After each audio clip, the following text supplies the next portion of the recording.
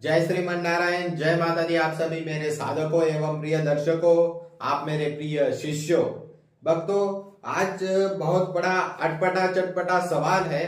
किसी मेरे व्हाट्सएप पे किसी दर्शक ने व्हाट्सएप पर मैसेज किया था।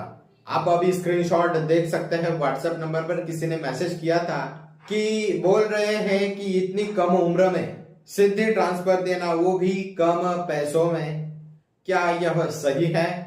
तो यह बहुत ही अच्छा सवाल है। सवाल होना भी चाहिए। इससे यह पता लग जाता है कि आप बहुत ही भाग्यशाली और समझदार हैं। इस प्रश्न का थोड़ी देर बाद उत्तर देंगे। उसके लिए पहले आपको यह मैं जो बताने वाला हूं वह आपको जानना जरूरी है। तो इसके बाद आपको इस प्रश्न का उत्तर मिल जाएगा। पहले जानते हैं कि किसी भी व्यक्ति में अच्छे संस्कार, अच्छे गुण कब आते हैं? जब बच्चा माँ के पेट में होता है, उसी समय उस बच्चे की माँ उस बच्चे को पेट के अंदर से ही उसको शिक्षा दे सकती है। अब यह उस बच्चे के माँ के हाथ में है, जो जन्म देने वाली है। उस बच्चे को टीवी या मोबाइल में अश्लील चित्र देखना है, या भजन कीर्तन करना है, या भजन कीर्तन सुनना है, शास्त्र पुराण पढ़ना है, यह माँ के हाथ में होता है। अभी मैं स्वयं की बात करूं तो मेरी माँ की भी माँ कहती है, तुम्हें जो अच्छे संस्कार, अच्छे गुण, दूसरों के प्रति अच्छी भावना रखने के जो संस्कार दिए हैं वो तुम्हारे माँ ने ही दिए हैं। मेरी माता की माता कहती है तो वह मेरी माँ शास्त्रों पुराणों के पुस्तक पढ़ती थी। वह हर रोज कीर्तन भजन सुनने के लिए जाया करती थी। तो ऐसी माँ बच्चे को मिले तो वह बच्चा एक संत, महात्मा, पुरुष, भगवान बन जाता है। और प्रमाण मैं स्वयं आपके सामने हूं। हर मनुष्य की, हर जानवरों की एक गुरु होती है जो कि माँ होती है। उसके बाद आपके पिता होते हैं। उसके बाद अलौकिक गुरु आपको मिलते हैं, जिसे आप सनातनी धर्म गुरु के नाम से जाने जाते हैं, आप जानते हैं। तो अब आप जान गए होंगे कि एक व्यक्ति में अच्छे गुण, संस्कार कहाँ से आते हैं और कैसे आते हैं। अब बात करते हैं कम उम्र में सिद्धि ट्रांसफर।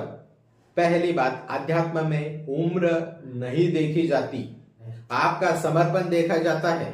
आपकी भक्ति में आपकी कितनी शक्ति है वह देखी जाती है।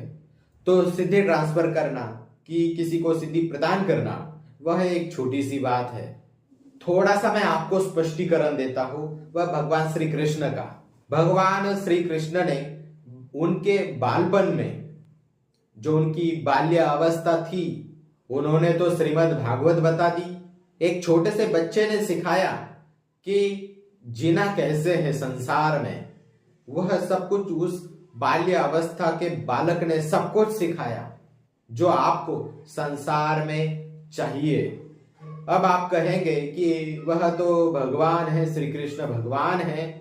तो ठीक है, वह भगवान है, पर शरीर किसका है? भगवान का। शरीर किसका है? मनुष्य का है कि नहीं? मनुष्य शरीर बिना आत्मा का शरीर किस काम का होता है बताएं?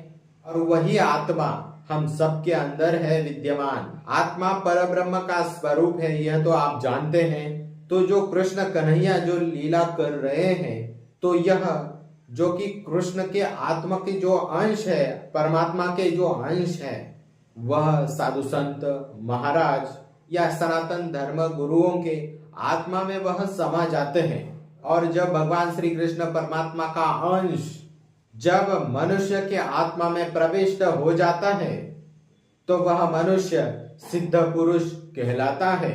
और यह सिद्ध पुरुष हर कोई व्यक्ति नहीं बन सकता।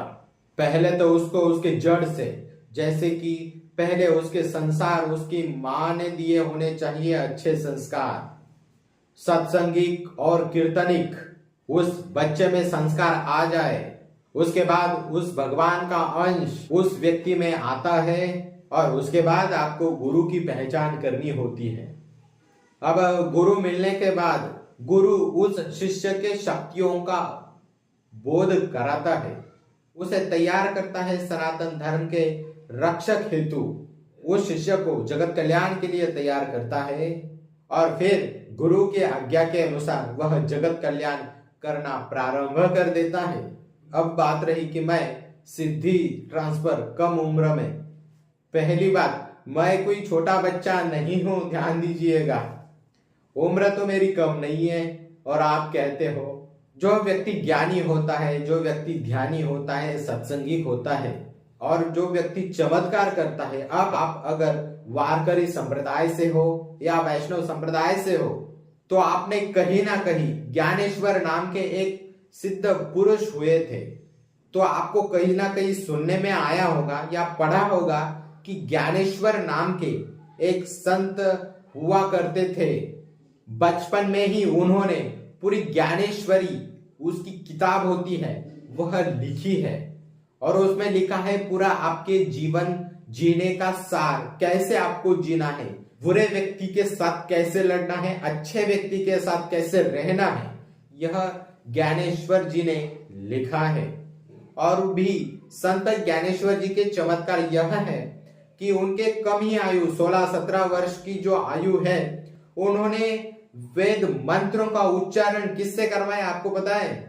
एक भैंसे से वेद मंत्रों का उच्चारण करवाया, जो कि बेजुबान जानवर होती है, फिर भी उन्होंने चमत्कार करके दिखाया कि उच्चारण करवाया वेद मंत्रों का।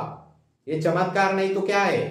और उन्होंने ही संत ज्ञानेश्वर जी ने, उनका जो चरित्र है वो आप उठा के देख लीजिएगा, चमत्कार ही चमत्कार मिल जाएंगे।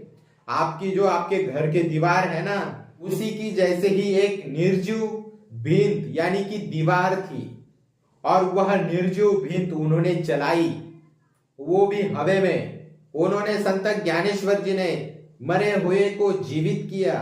आजकल के कलयुग के जो लोग कहते हैं, नास्तिक लोग जो होते हैं, वह कहते हैं ना कि भगवान नहीं होते, संत महात्मा पुरुष ढोंगी होते हैं, तो उनको मैं कहना चाहूंगा थोड़ा आध्यात्मिक मार्ग में आ जाओ, नशे में मत रहो, नॉनवेज मत खाओ, शराब मत पियो और शास्त्रों को पढ़ो, किसी ज्ञानी पुरुष के साथ जाओ, उनके साथ रहो, वह आपको बताएंगे, चमत्कार दिखाएंगे।